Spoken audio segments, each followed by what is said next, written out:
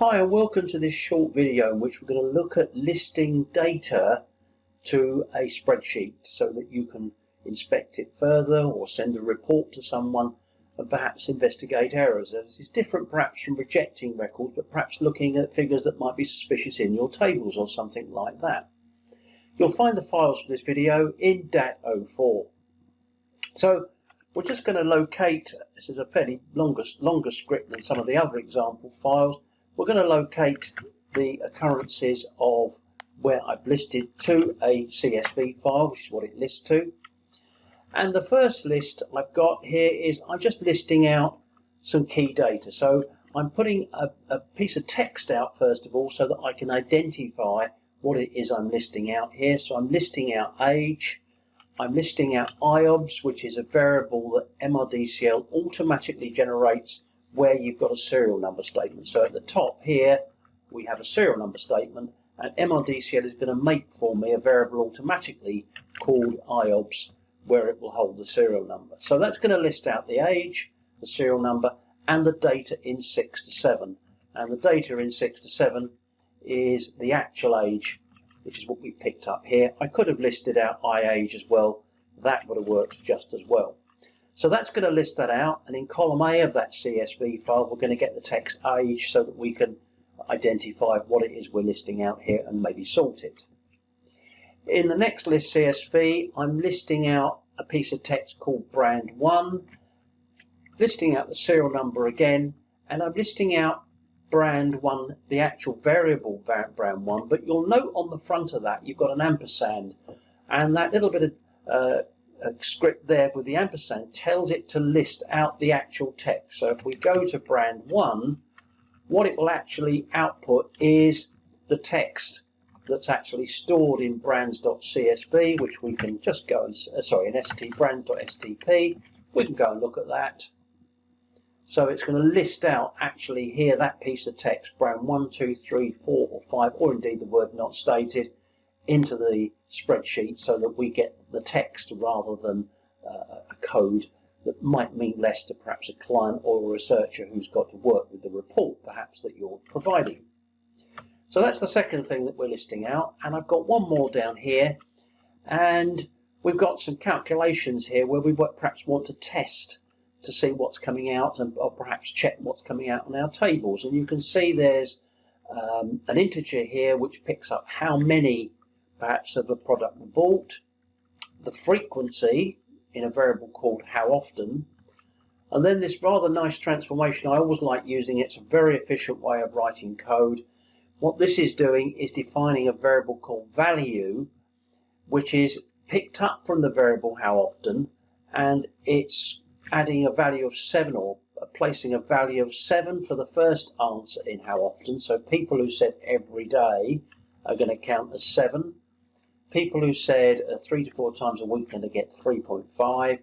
1 to 2 times a week are going to get 1.5. Less than once a week are going to get 0.5, and never is going to get a value of 0. And then total has been defined as how many times the value. Now this is a very efficient piece of code, this, by the way. People often write this as saying if how often is a 1, DW value is 7.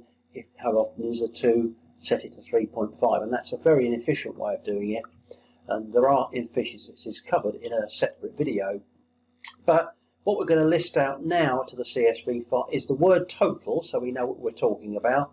Again, the serial number, the how many value that we're getting at the top there, the value, and the total. So so we can see how total is derived by multiplying how many and value together. So let's run that.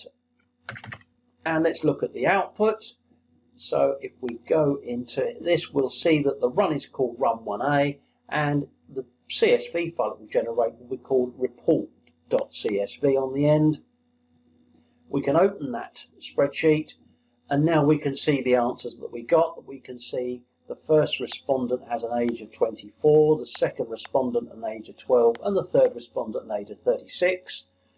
For their brand 1, which we've labelled brand 1, respondent 1 had brand 4, and respondents 2 and 3 both had not stated. And then when we look at the total, This one had 21 but didn't have any further data, but this one's more interesting. This respondent 2 had 20, scored 3.5, in other words, got a total of 70 by multiplying that and that together. And this one here is 10.5 and gets a value of 5.